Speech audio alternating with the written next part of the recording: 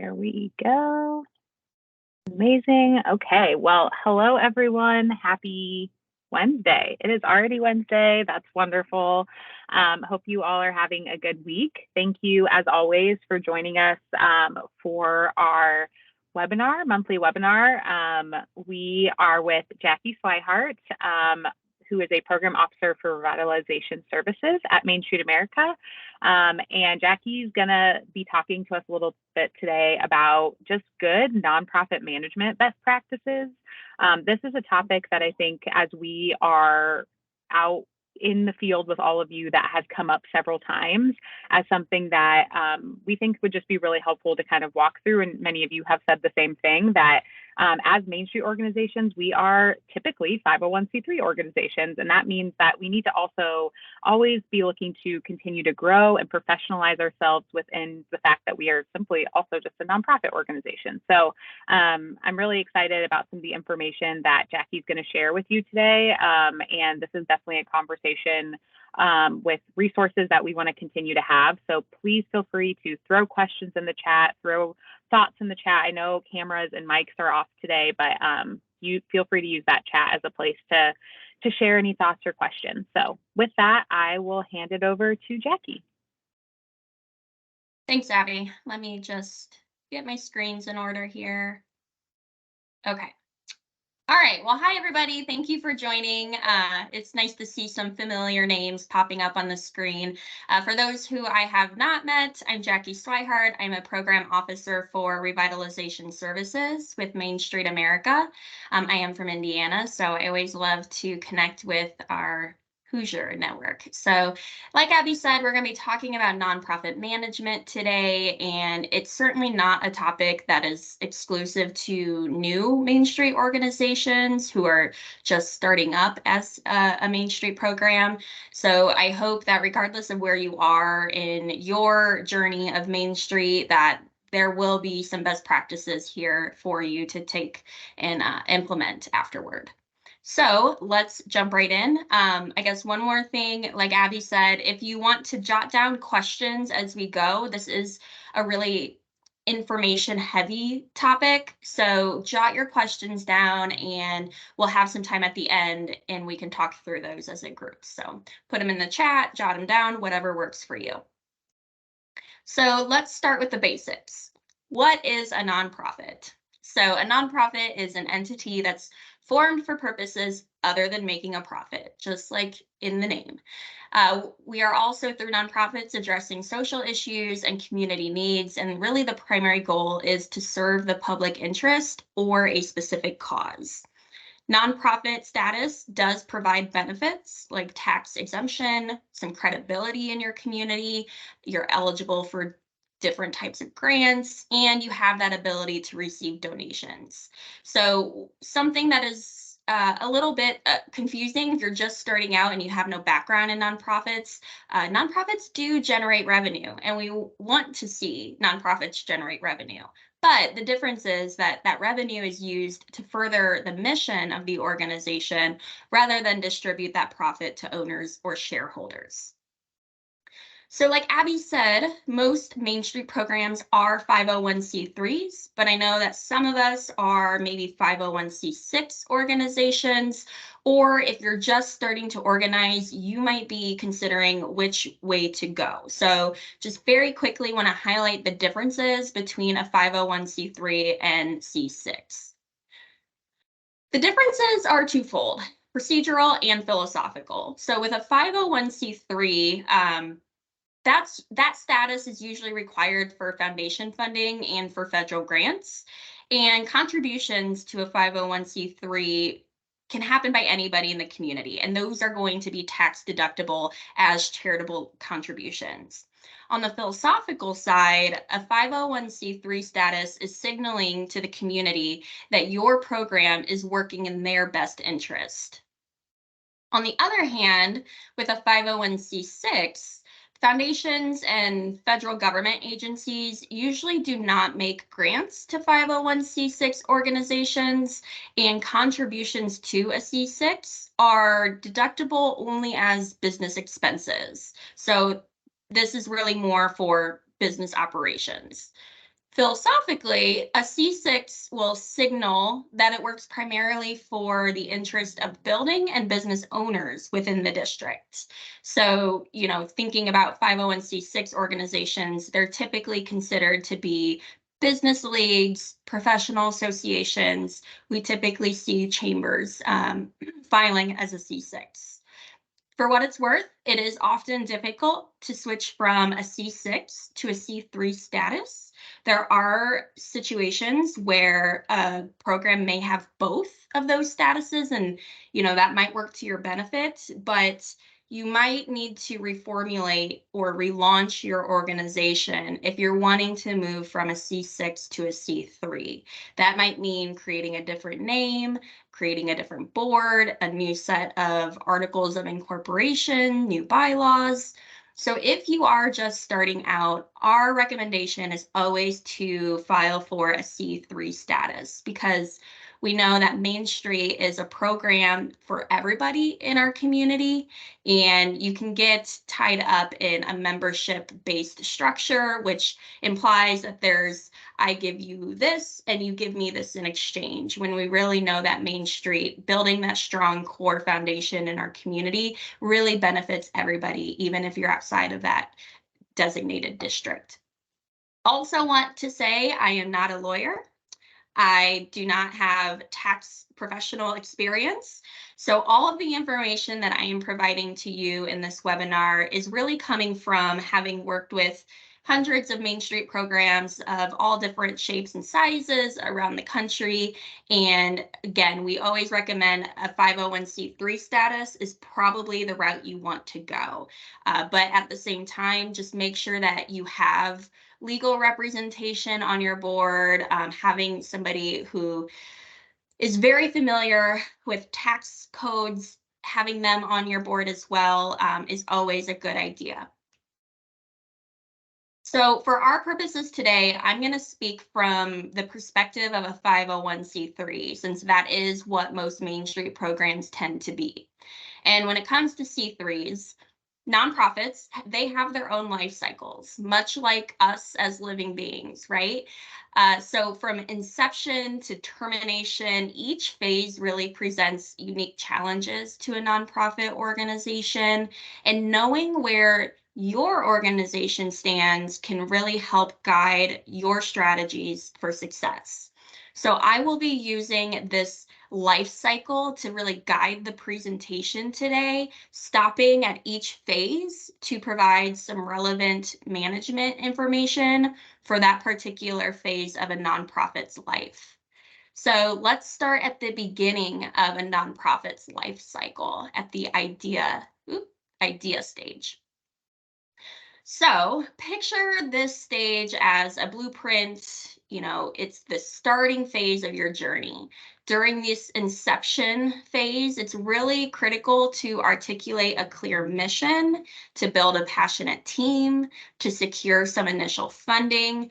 This phase is going to really set the tone for your organization's identity. It's also going to pave the way for your future endeavors. So having a solid vision for a community that is identified and developed through a formal organization, that is going to really help you from the get-go. At this stage, supporters, are usually volunteers and some of your initial funders. At this point, your organization's really relying upon those volunteers and initial funders. So sometimes, we are initially comprised by friends and family, and that's how we get started, finding those really passionate people in our community who share this vision of what a nonprofit could be. A lot of nonprofits in general, not just Main Street, but a lot of nonprofits do not move beyond this idea stage into a formal startup stage. So just keep in mind, if you are coming to this from a place of, should we start a Main Street program? This is a really important first step. So when you're in that idea stage, this is the place for a feasibility study or a business plan to determine viability of the program and to identify some startup steps. So if you're in this phase, a feasibility study, this is really important. It's going to help you determine if a Main Street program is a viable option in your community. It's going to make sure that you are aligned with the goals of Main Street and the community. It's going to help you ensure that there are funding mechanisms out there that can help your organization be sustainable and operationally sound. So when you're conducting a feasibility study for a Main Street program, include at a minimum market analysis, which is going to assess the community needs, figure out who your target audience will be, and identify some gaps and opportunities.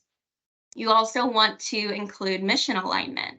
So figuring out, does your nonprofit's mission align with those identified needs that you identify in the market analysis?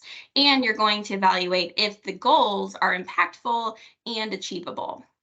You also want to look at the financial viability. So analyze those startup costs, those operational expenses, start to consider fundraising strategies, and determine whether or not it's realistic. And then operational planning. This is where you want to start to think about your organizational structure. What will your committees initially look like? What will the leadership roles look like? How are we going to implement our programming?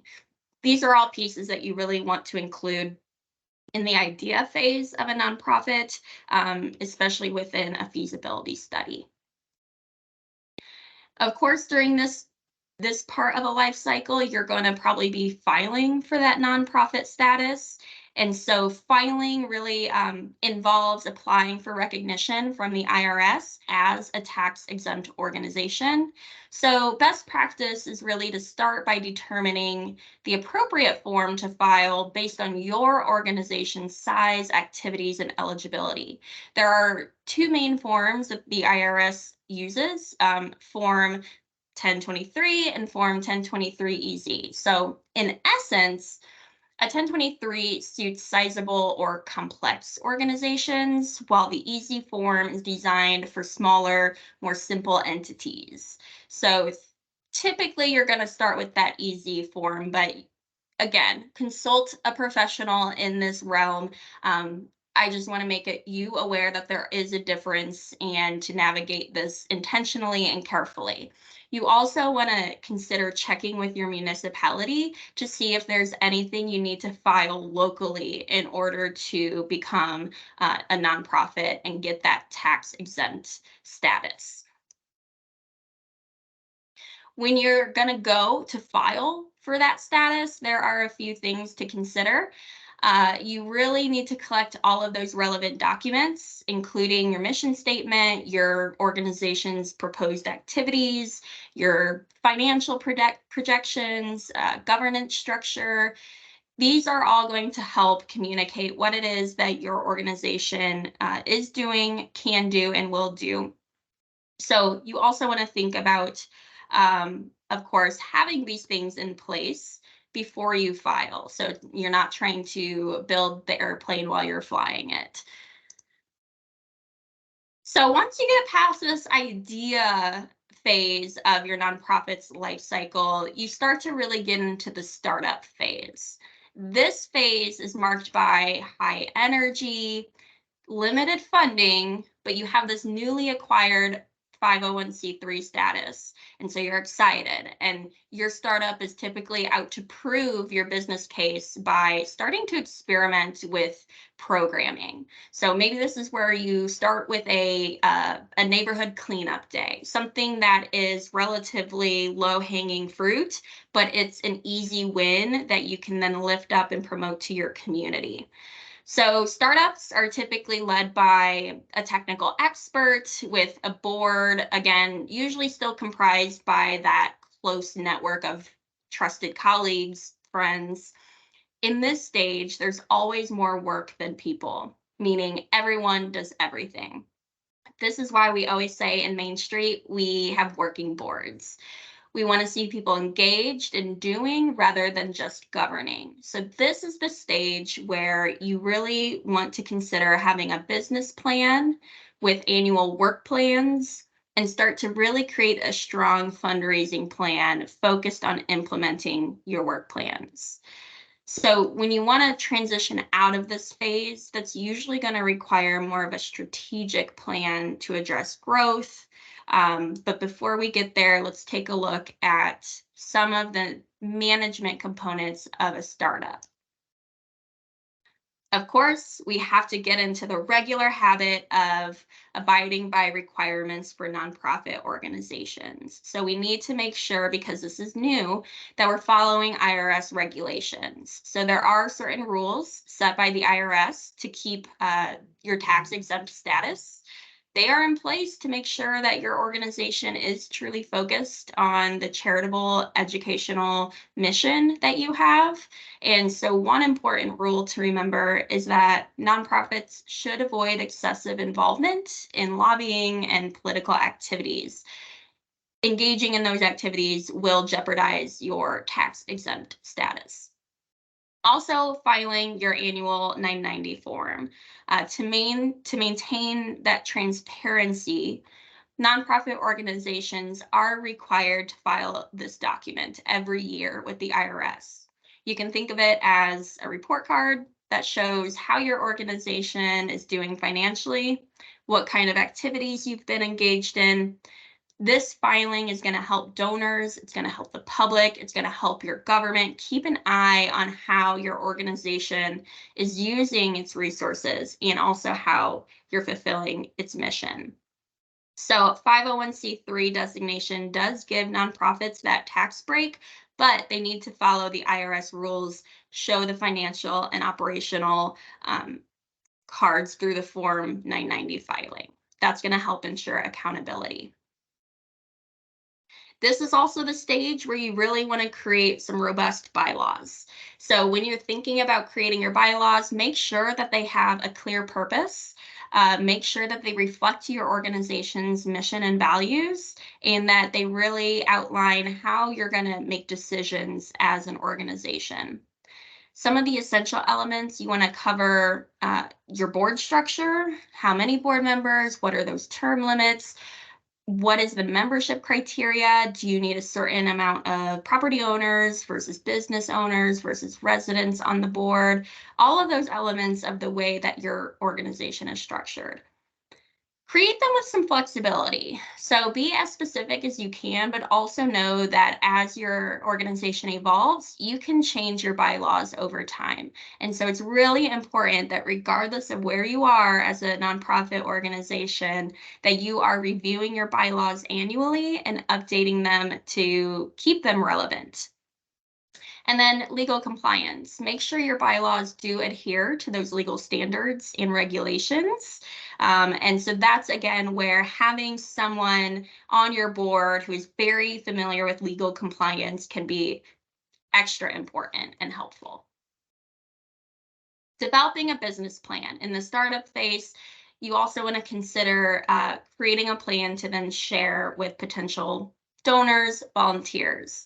So we want to make sure that our business plan is clear. We want to, again, reinforce that mission and vision. We also want to make sure we're identifying our target audience and those beneficiaries who are going to really benefit the most from our work. And we want to focus on sustainability and growth. So how are you as an organization ensuring that long-term sustainability and growth of your nonprofit? This is going to include setting goals, securing resources, and establishing a clear path for how you're going to adapt to changing environments. Financial planning becomes really important in the startup phase. So we want to make sure that we are budgeting. It's essential for managing a nonprofit, of course. It's going to help us allocate those resources wisely, sets good habits from the beginning. So I know we've done a whole other training on budgeting and financial planning, so I won't go into this too much, but just want to reinforce the idea that during the startup phase, this is really where you want to consider careful financial planning. And not only for this startup phase of your organization, but through other stages in the future as well. So what are those fund development strategies? that you're going to pursue and implement, and how are you going to achieve diversification of funding. This is also where you want to start developing some policies and procedures for your organization.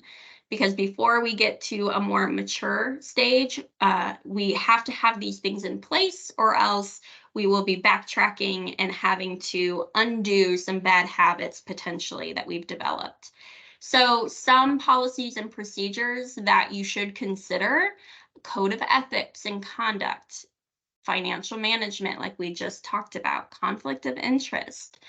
Even if you don't have an HR staff or representative, I know probably none of us do, you still want to think about, what does that look like? How are you making sure that your hiring and onboarding and performance evaluation procedures are there? Volunteer management, thinking about how are you going to recruit and train and supervise volunteers? Do you have clear roles and expectations outlined for volunteers?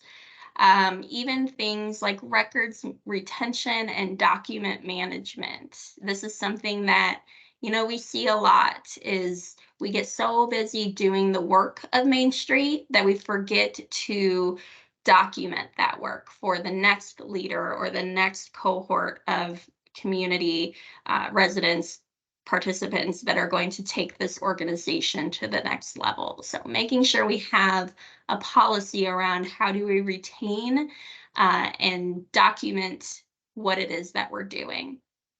So this is a list of, what we would suggest having as an organization. And I know many of us who are more mature, sophisticated nonprofits at this point might be looking at this list and thinking, ooh, I don't have many of these, and that's okay. That's why we're having this training.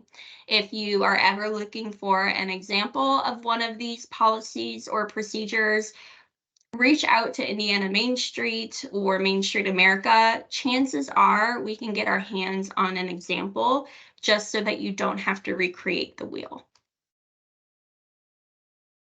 So moving out of that startup phase into a growth phase. This is the phase where you're really ready to expand your reach and amplify your impact, right? Because you've already gotten a lot of your planning and foundational core, fundraising policies. You have all of these things in place that create a strong foundation for your organization to start to scale. So when you're in this growth phase, ideally, you're already having some of those best practices in place. So when you start to scale your programs, you are going to have to then take those initial foundational plans and elevate them. So we really want to think about continually diversifying our funding streams, broadening our supporter base. Strategic planning comes into play here. So does resource allocation. This is the stage where you're really focused on standardizing and deepening your programs to really meet the needs of your community. And so formalizing your structure, your processes, figuring out what's working and maybe what's not, that is going to ensure your organizational vitality. Again, growth always outpaces capacity. That is just the reality of nonprofit work. Communication could be an issue at this stage as well, because as you're growing, everyone can no longer know everything. So growth sees people seeking formal policies and procedures that are written out explicitly. That way people can reference that and be in the know, because if you're growing in this stage, you may not always have the chance to communicate things verbally. So this phase does usually require a strategic plan that focuses on governance, capacity, development, and systems.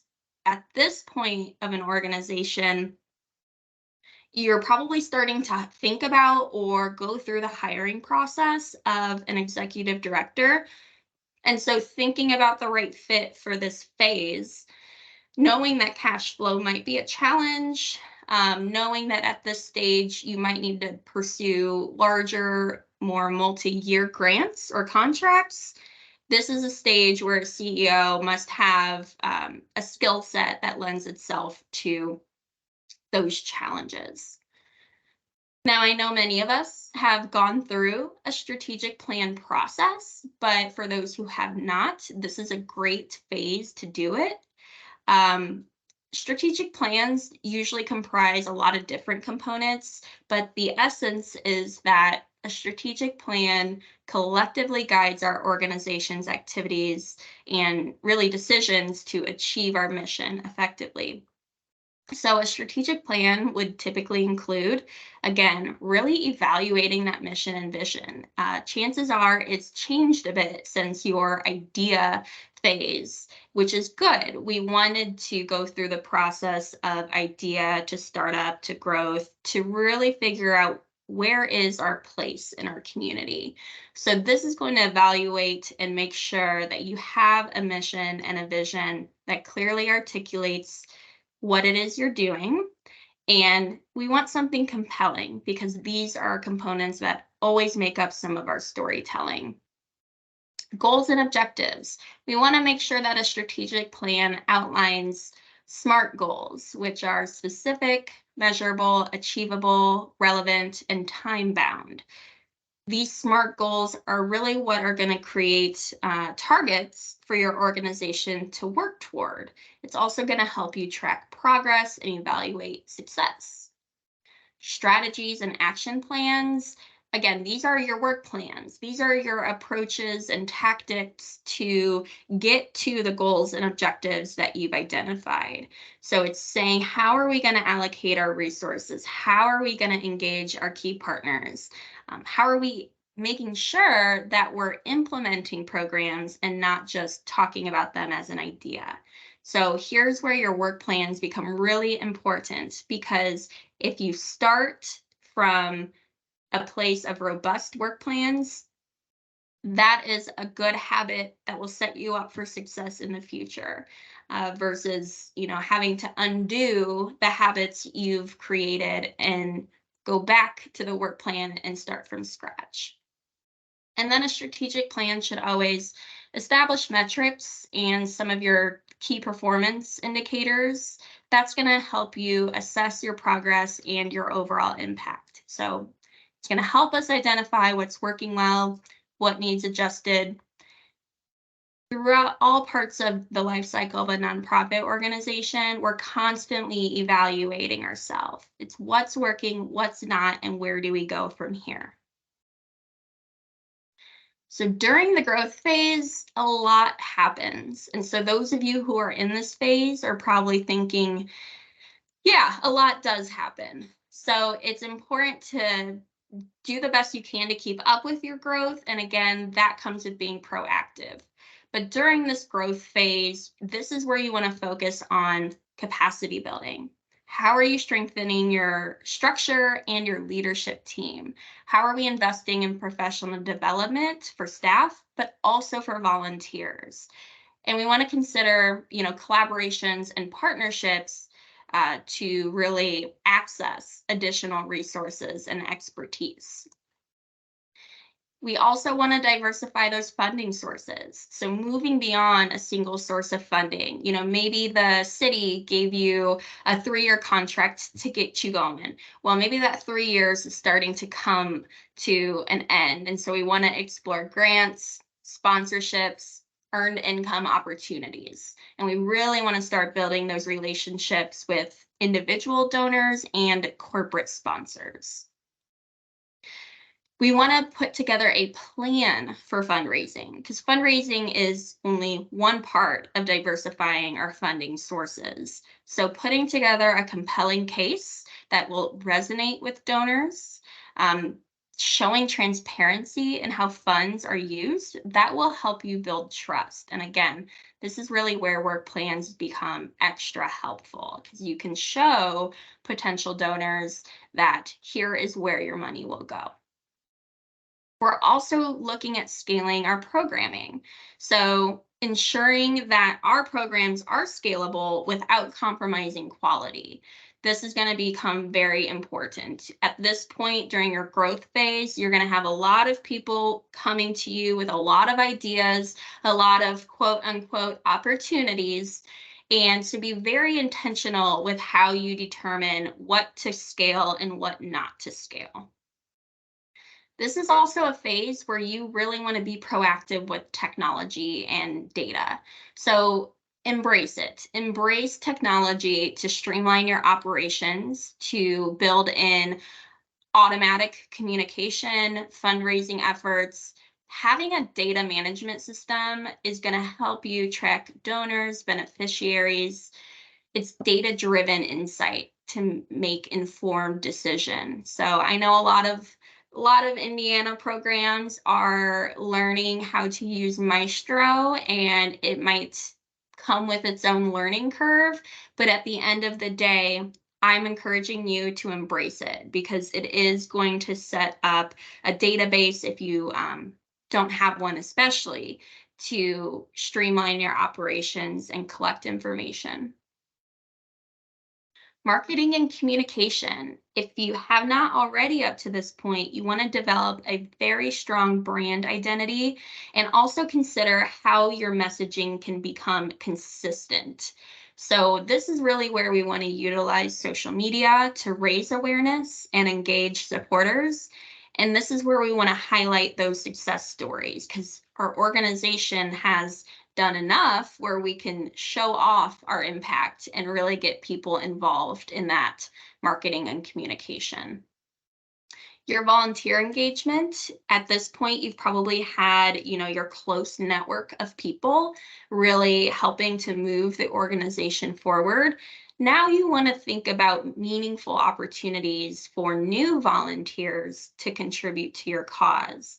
And so really making sure that we're able to provide training to new volunteers and that we're recognizing and appreciating their efforts regularly.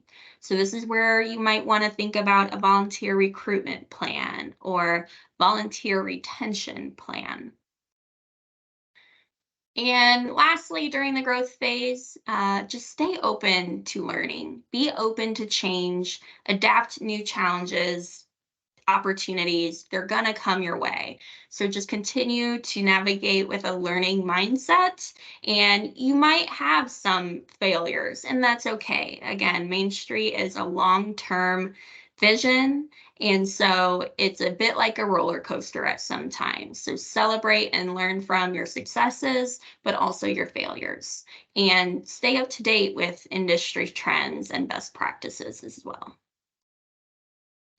Of course, during the growth phase, while all of this new evolution is happening for your organization, we still need to make sure we're following those legal requirements. So maintaining that tax exempt status. So when you're going through a strategic planning process, making sure it aligns with the purposes you're outlining to the IRS. Make sure that you're monitoring your income and watch unrelated business income to avoid issues. You're going to have some challenges, again, because this is the stage where you're going to be encouraged to take on certain roles in the community. But again, always making sure that you avoid lobbying, and you want to make sure that you're safeguarding that tax exempt status. So moving into the maturity phase, the focus of our organizations shift to really focus on sustainability. This is going to involve streamlining your operations, really nurturing key partner relationships, and still maintaining that financial stability. Mature organizations at this point have a reputation among their community. They've established formal organizational structures and processes.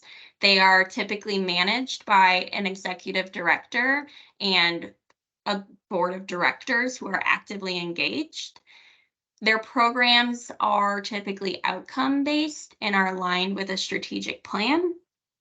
This is a program where you'll see that diversified funding It can be a really happy place. You know, in the mature phase, things are working, systems are in place, people know their jobs. However, this is where organizations often begin the process of creating problems that are found in the next phase. So this transition really calls for not only do you have policies and procedures, but are they being followed? Are we upgrading our software and technology with data collection, development? In the mature phase, our executive director is probably getting more involved in external community relations that might include major donor fundraising. So this is a stage where life is really good until you get too set in your ways. So you might see silos develop. You might see that some policies are feeling too rigid, and you might start avoiding risks. So in this stage of maturity, you have to start looking at options or scenarios for changing up your programming and integrating new people, new programs, and money. So your board at this point might see their role as governance, but in Main Street, we want to make sure that our board is actively engaged and that they continue to identify as a working board. But if they're set in their ways, we might have to push them a little bit.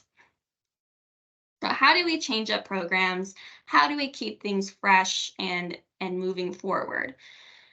Expansion, that might be one way to change up your program. So if you've been doing an excellent job at collecting information on opportunities for property owners, business owners, and you've created strong communication with them, that's great. Maybe you expand that work by creating your own workshop or your own business builder academy, whatever it may be. It's taking what you're already doing really well and expanding upon that.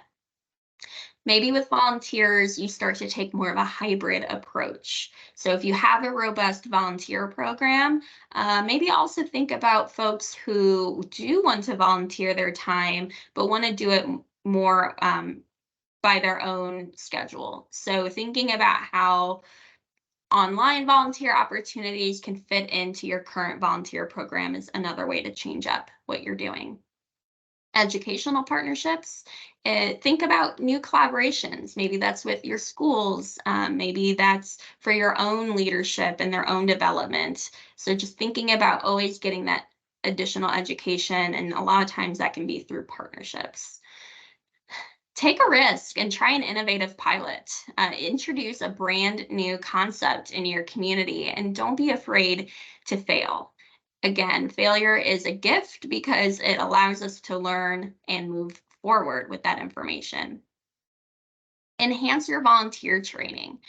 Maybe you have a volunteer orientation video or handbook, but how can we expand that? Maybe it's including our volunteers in some field work or providing funding to some of our volunteers to attend a Main Street Network event.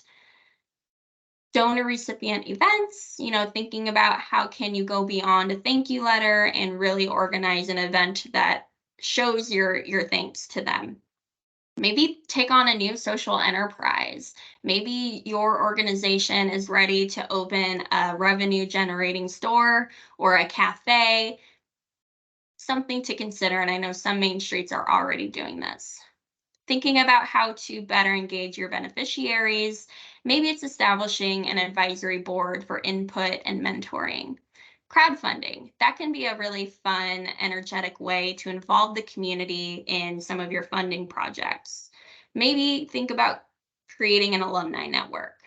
That way you can have past residents in your community. Maybe they've moved away, but they still care about where they come from.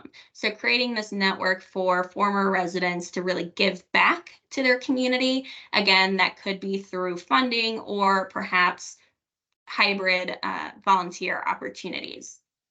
So whatever it may be for you, again, this mature stage of an organization, you are going to go into autopilot. That is just the nature of it. But we know that without pushing ourselves to change and to experiment, we're not ever going to get to that next level of an organization, and we're going to start to develop some bad habits. So consider ways to change up your program regularly, even if you feel like you've achieved all that you can. There's always more to do and to think about.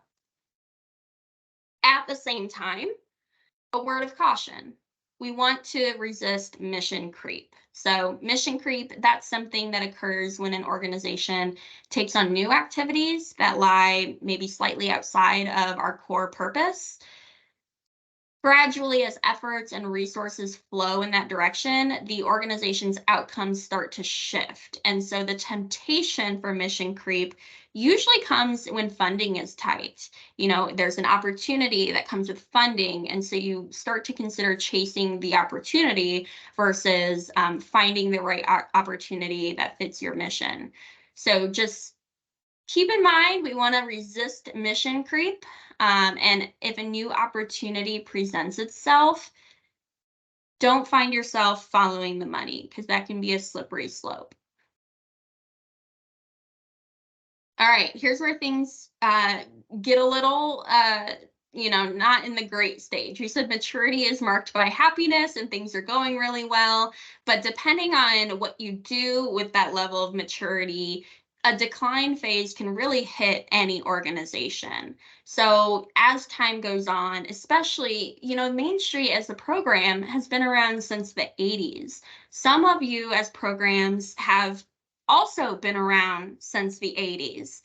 And so sometimes with time, programs start to wane, funding might dwindle, you might be facing a decline, and it's really crucial that you face it head on and you craft a comeback.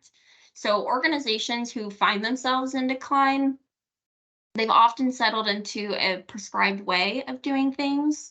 Maybe they're losing touch with their community and they're resistant to adapting the programming. The needs change in a community, which means our programming has to change to really fulfill those needs. So those formal systems, those budgets that, in earlier stages spurred our growth, they might now hinder our evolution. So this is really where you might see long-term directors retire in place. Maybe the board is comprised of people who have been on the board for a very long time, and they are coming to meetings, but they're a bit complacent and unengaged. In this stage, those that love the way things are and always have been, they're going to be pretty happy. But as you're getting new people who are asking questions, they're probably not going to stay very long, because a member who starts asking tough questions in this stage decline, they may be ostracized rather than listened to. So if you find yourself in this decline phase of a life cycle, you probably would really benefit from an organizational assessment, a crisis plan, recommendations for changes in leadership. That includes staff, the board, but also recommendations for change in your programming. So at this stage, it's really important to recognize and address the problems and then build a plan around it. It's also really important to note that there are many different types of leaders. And so this is not in any way to suggest that long-term directors need to step away from this position. Not at all, but just being aware that there are different types of leaders, and that depending on where you are in the life cycle of your organization, you might require different types of leaders. So maybe you have the visionary leader, the transactional leader, the charismatic leader, authoritarian. All of these types of leadership play an important role in our organization at different times. And it's really unlikely that you're going to find one individual that encompasses all of these types of leadership. And so, that's why, you typically see CEOs or leaders of any organization or company, 9 or so years tends to be their tenure. And that's because the organization usually involves during that time, and then we might require a different type of leader. That may not apply to your organization, but it might. So, what I'm trying to really get at here is making sure that your organization has the right leader for the right phase. So, in that startup or early stage, you're probably going to really benefit from having a visionary and transformational leader. That's going to help establish that direction and encouraging innovation. During that growth stage, maybe you need someone who's a bit more of a coach or a democratic leader who can really involve everybody in the process. They're the ones who are going to be developing talent and maintaining that positive culture. In the mature stage, a leader who is more transactional, laissez-faire, they might be most effective in maintaining that stability or taking all of the processes that you've created and really optimizing them. And then once you get to maybe a decline or what we'll talk about next in the turnaround phase, this is where you might need an adaptive leader who can navigate some of these challenges and inspire change. And so, again, just thinking about the right leader for the right phase of your organization. This is a hot take, perhaps, but something to consider. We have term limits for board members, and maybe your organization could benefit from term limits for directors too. And that does not necessarily mean that they have to leave after a certain amount of time, but maybe building in, terms that range from 5 to 10 years, and just having that be a check-in point. That can be, okay, is this still working well for the director? Is it still working well for the organization? There's no requirement to leave the organization, but it builds in a regular touch point, and it builds in a mechanism for reflection. And so just thinking about that as an option. However, there are other ideas as well to make sure that during this decline phase, we're able to re-energize and innovate.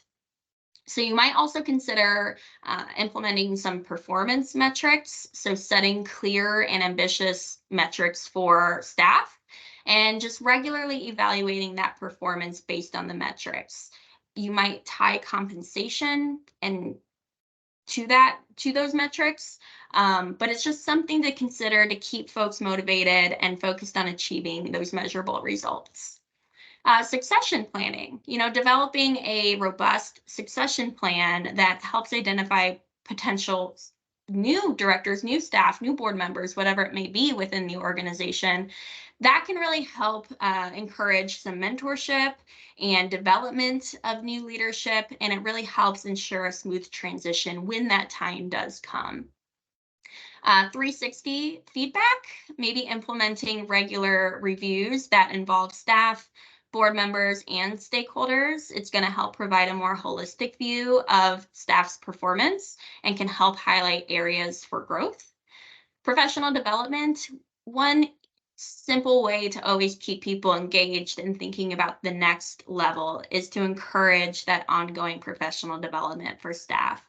So attending workshops, conferences, leadership programs, exposing our leaders to new ideas and approaches.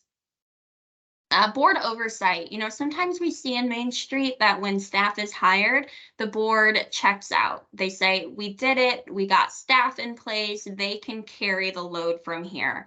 But it's really important that the board is always monitoring performance, challenging decisions when necessary. And that's going to be most effective if you have a diverse and engaged board that can provide some of those valuable perspectives.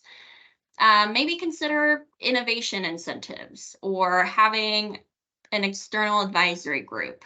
Always encouraging diversity with your staff and board in terms of demographics and just perspectives in general. Again, pilot projects can be a really fun way to push your limits and try something new. But these are just a few ideas for how, if you find yourself as an organization in the decline phase, you can really re-energize and make a turn for the better. In the turnaround phase, that is really where it's all about reinvention. You're revamping your programs, you're re-engaging partners, you're trying to rekindle that spark. And so this is a pivotal stage where you find yourself in the process of regaining your market. You have to have strong leadership and a committed board to really lead this restoration.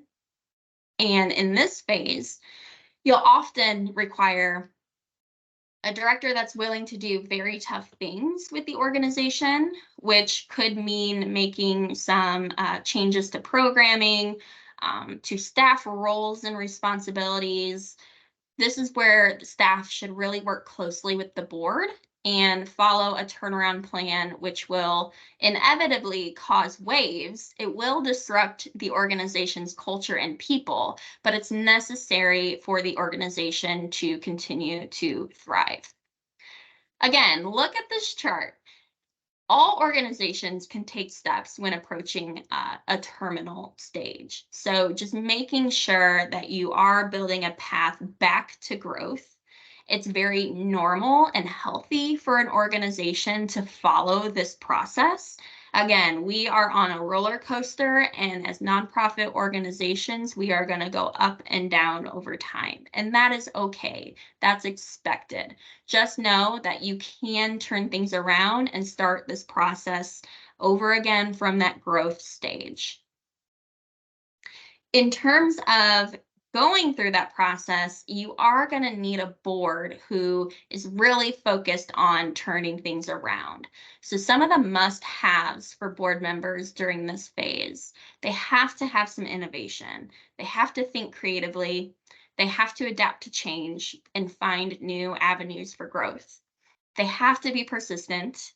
It's going to really test loyalty, I'm sure, for those board members who have been around for a long time, but remaining committed and determined to see the organization through the challenges and onto a path of stability is critical. Collaboration is going to play a huge role here, again, between staff, board, really fostering a team-oriented approach to problem solving and decision making. Evaluation and accountability, really assessing the effectiveness of your strategies, adjusting as needed, and more than anything, holding the organization accountable. Credibility. This is where the board's reputation and their commitment to the organization can truly influence external perceptions and start to attract support from stakeholders in a new way. Inevitably, nonprofits do reach their journey's end. This can be graceful. It does not have to be, terminal is such an aggressive word. It can be graceful. It's about fulfilling your commitments and leaving a legacy. So it is perhaps recognizing the end. This is where maybe a turnaround was unsuccessful. Maybe didn't have the right people at the right time. Whatever it may be, this is where you want to consider framing options, making recommendations, thinking about what's next. That might be merging, it might be evolving, it might be rebranding. It doesn't necessarily mean your organization has to end. But regardless of what avenue that you do take here, it's important to remain transparent, keeping people informed, really thinking about the community's benefits and how are you going to redistribute your assets to maybe organizations with similar missions. Really taking care of staff through this process, again, even if it is a merge or a rebrand, that's a lot of change. And so supporting staff through that is really important. Legal legacy documentation, definitely record those achievements and those lessons learned, because maybe, in 10 years, it will be the right place at the right time for your program to reinvent itself. And so having the legacy documentation is going to really jumpstart the success of a new program. recognize your donors, volunteers, and partners. Maybe it is some type of closure event, or if you are merging or you are rebranding, really celebrating that milestone, because it can be a positive thing. But again, really thinking about that positive legacy, exploring options for how we continue our work in different ways. But at the end of the day, this is part of a nonprofit's life cycle, and that is okay. So I've walked you through all phases of the life cycle, and tried to highlight some relevant information for you for each of those phases. And I know we have about 5 minutes left. So Abby, I will check in with you to see if there are any questions or anything you want to add. Yeah, so I'm actually going to launch a poll. Let's see if it works. Everyone can let me know. It is anonymous, so I would just be curious to know, where do you feel like your org is currently at in the phases? And you can, be honest, and it might take some, just kind of hearing that overview of those. Where do you maybe see you're at? So feel free to submit that. Names are not recorded, so you can be honest about where you're at. But while that is going, feel free to throw any other questions in the chat. Awesome. Good results are coming through. So one of the questions is, when your organization changes their bylaws, do we need to notify anyone at the state level?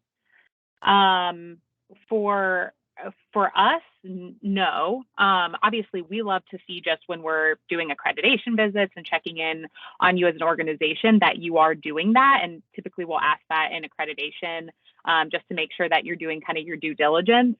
But there's no need to necessarily notify us in the moment when it happens, unless you're curious and want to get thoughts on best practices or anything like that.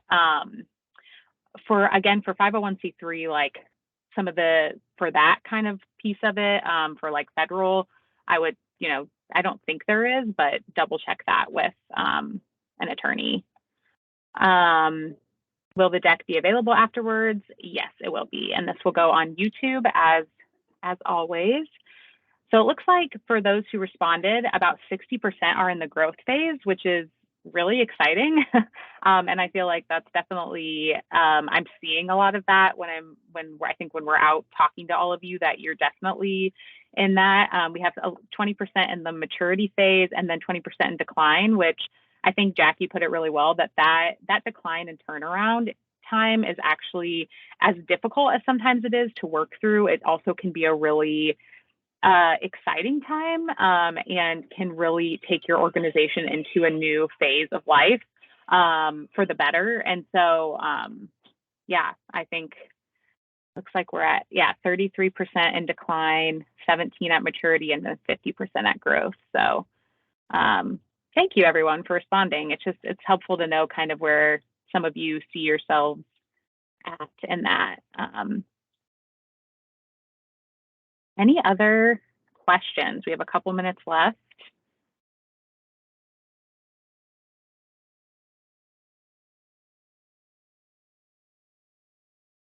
Then.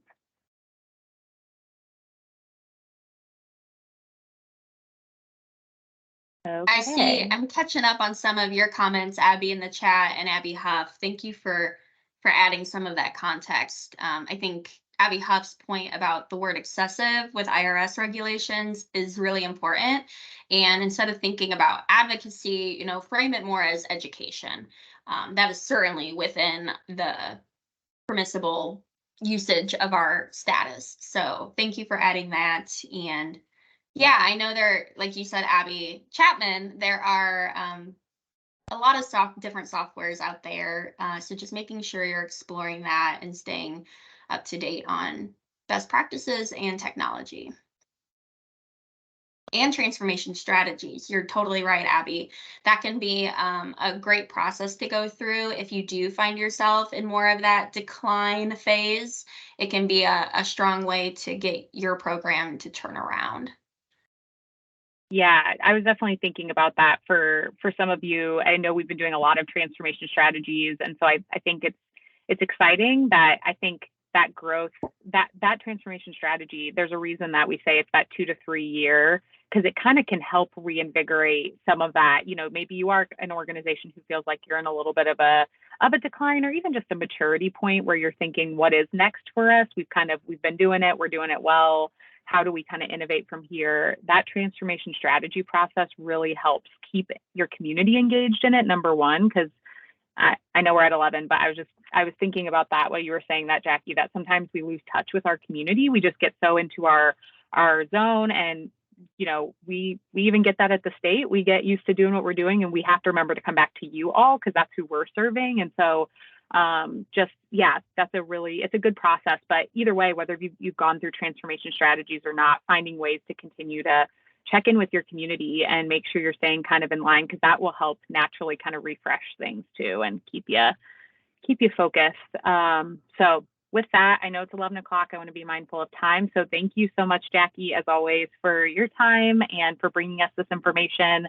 I will get it on YouTube. I will get those of you who attended today. I'll send you an email, and I hope you all have a great rest of your Wednesday. Thanks, everyone. Thank you.